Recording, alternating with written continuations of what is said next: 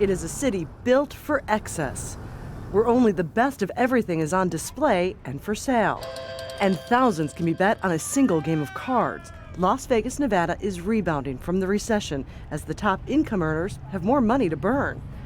But for the people who make their play possible, things aren't quite as good.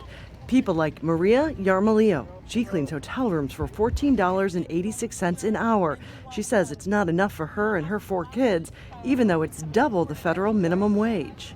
I feel like, a lot of stress at home. I feel sad, I had to stop paying some bills to get food for my kids, That's my life every day. Justice! When do we want it? Now! In the shadow of the gleaming gold tower where she works, she took part in this protest march, an attempt to get her coworkers to start a union, in hopes that together they can demand better wages.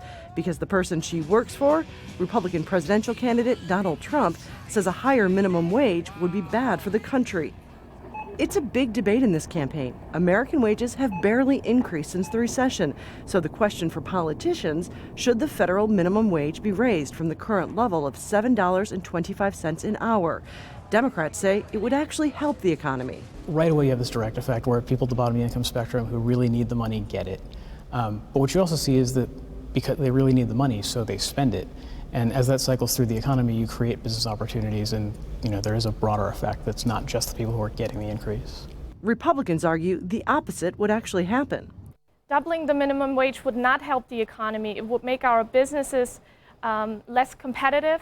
It would likely mean higher prices and lower benefits for workers, and many individuals wouldn't even be able to get a job at all. Both sides say they have studies to back up their arguments. For Yarmolillo, hers is a much more personal appeal.